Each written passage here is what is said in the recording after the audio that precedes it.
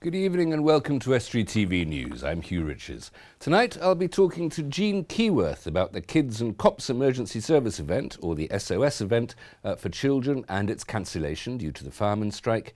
And Dan Kemp will be here with the latest sports news. But first, it's the news headlines with Richard Morris.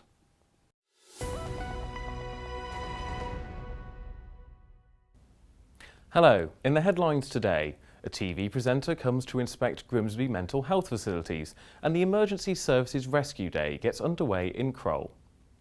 The death of a man whose body was found near Pilfrey Bridge in Kedby is of a 45-year-old Scunthorpe man, although the body has yet to be formally identified. TV presenter Gail Porter praised mental health facilities after a visit to Grimsby this week. She's talked openly about her own depression and being sectioned for 17 days but receiving very poor treatment. But she said she wouldn't have wanted to leave the local facilities, which she called comfortable and friendly. Gail talked to local professionals at the Navigo AGM about something she says is more common than people believe. I would still be there. if I was put in that unit, I wouldn't want to come out. No, yeah, it would have been so much better because I was locked up for 17 days, didn't see a doctor, had a one bedroom, and I was surrounded by lots of people that were various different degrees of illnesses, and it was quite a dangerous environment that I was in. So we didn't have anything like that. Well, I didn't, so I had a really bad experience. So it's great to see, all these people working together and talking, and I was just really relaxed when I went in. I really, really enjoyed that. I would have stayed all day there, but yeah, really good. Public sector strikes took place all over the region yesterday. We spoke to people taking part in the industrial action at Grimsby Town Hall. Probably more people than we expected have turned out. The support of FBU, combining it with the NUT Day of Action as well, I think has absolutely increased public awareness, and members of the public are as angry as individual union members. Grimsby is not a militant town. It wasn't brilliantly attended, but I think the strength and the sincerity of the people concerned came through very well. I think people are fed up. They're fed up of cuts, they're fed up of pay freezes, they're fed up of a government which isn't putting enough money into the health service to keep it up to date and adequate, and isn't spending on education. Wheelsby Road Riding School is saddling up for a charity fun day tomorrow. It will raise money for St Andrew's Hospice, which looks after people coming to the end of their lives. We can cheer on Lewis for his sponsored ride. That's 12 hours sponsored ride. Face painting, sand art, pony rides, obstacle courses, a raffle, dressage music. We're doing a dressage music display as well for those people that want to see the sort of proper horsey side of things. I'm really grateful for Wheelsby Riding School for doing this for us. If it wasn't for events like this, we would be in a really difficult situation. We wouldn't be able to provide what we are able to provide. At the moment we are undergoing a 6.5 million redevelopment which will see our adult hospice be remodelled and children's hospice improved, so we're currently fundraising for that, and this event will go a long way towards our target. Crowell will host what's believed to be the world's biggest emergency services rescue day tomorrow.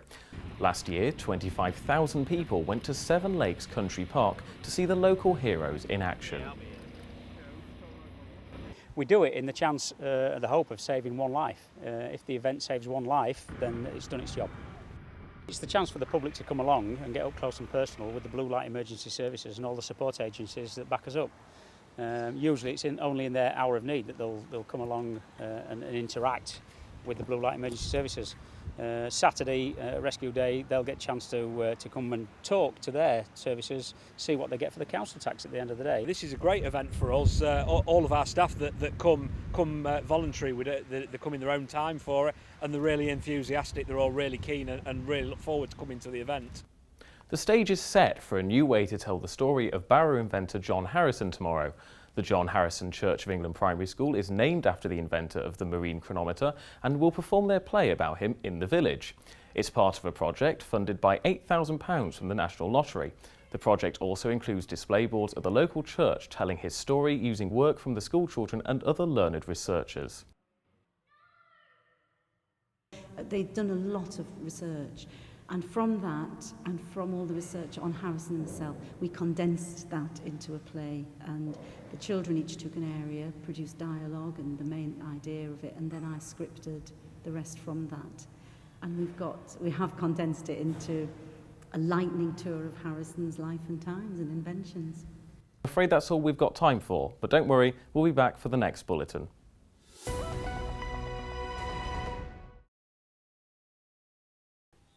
I'm joined by Jean Keyworth, who has, for the best part of 20 years, helped to organise a Kids and Cops event for children to learn about safety and emergencies. It won't happen this year because of industrial action by the fire brigade. Jean, that's a bit of a pity, isn't it? It is. The children really do look forward. Well, the event would have been all the emergency services that we could that were made available to us to have come out and entertained the children and basically explained how they should play safely during the long summer holiday. And where would it have taken place? It was taking place at Peaks Lane Fire Station this year for the very first time. And when did you get notice that it wasn't going to be possible? It was a couple of days ago. Our link with the fire brigade rang me and said that we weren't able to have it that evening because they would be on strike. They offer quite a risk themselves. They do. I mean, we have a beach safety part of the evening, and we tell the children, you know, obviously not to take the inflatables onto the water because the coast round, especially around Cleethorpes, you know, you soon can get blown off, you know, off into the Humber, and it is really dangerous around there at times. You have to be aware that the sandbanks and things like that, if the tide comes in quite quickly, and you can soon be cut off. So, you know, there's a lot of things that they need to think about when they're down there. The event has previously been called Kids and Cops because of the involvement with the police force. You've changed the name this year.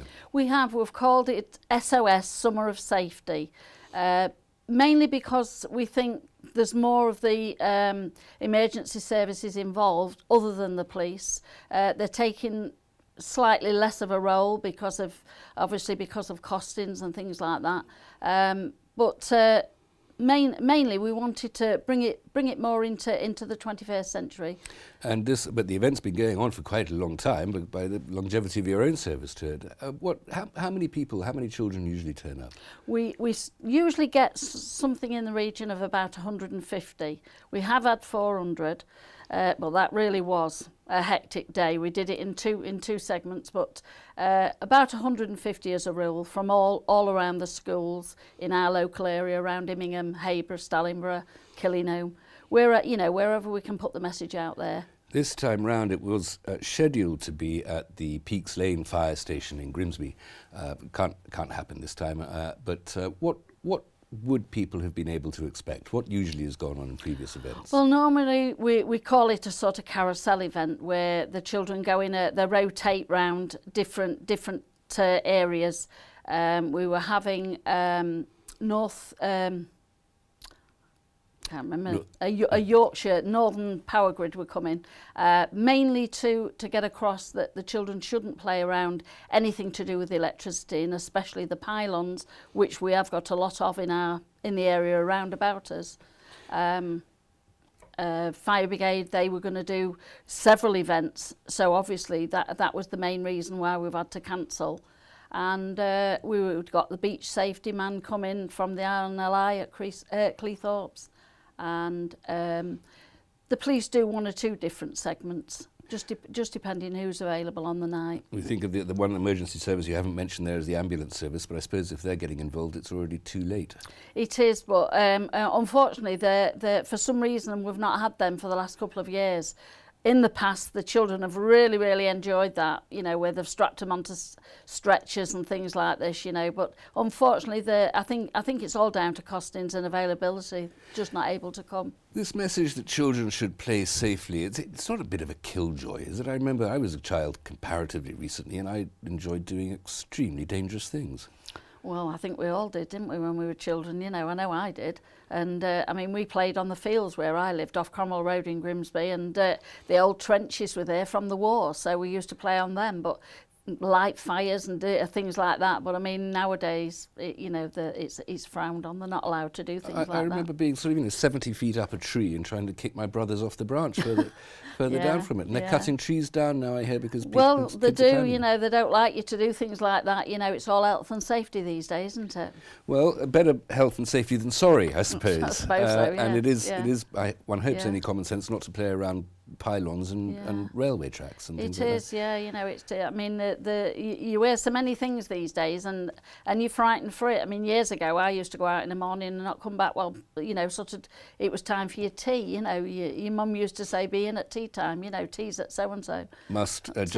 Before we finish, must mention the flowers in bloom in Hayborough, villages in bloom in Hayborough, where you've been working as well. How did that go? We've had our local in bloom session today, and we've had a few of the dwellings have entered, and then on Monday it's our East Midlands in bloom involvement. So hopefully we will come somewhere. It's our first year, not spent a lot of money, so. Very good luck with that, Jean. Thank you. Also, let's hope that children are safe this summer, Thank you very much. even if there's been no event.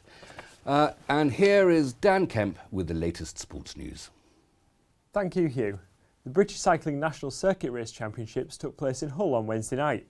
There were a whole host of former winners, including multiple-stage Tour de France winner Mark Cavendish and Olympic medalists Joanna Rousel, Danny King, Ed Clancy and Lizzie Armitstead. Each year they fight for the title of British champion, and this year it is our area's turn to host the event.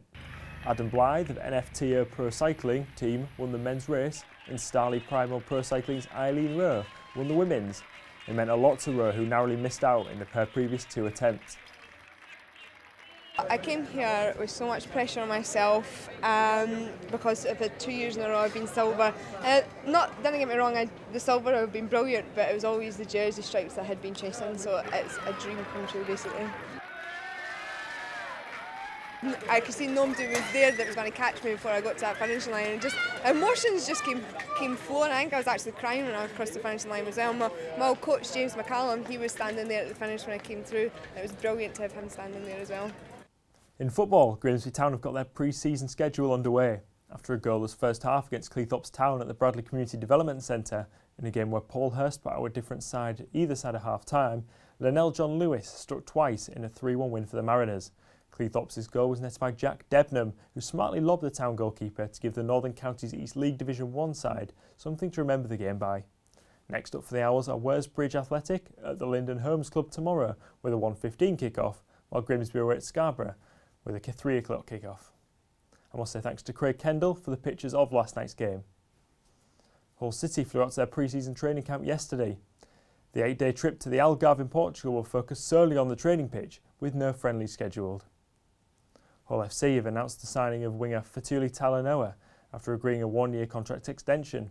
The 26-year-old Tongan has put pen to paper on the deal at the KC, which will last until at least 2015. On the field, the Black and Whites travel to the Salford Red Devils tomorrow without second-row forward Chris Tucson.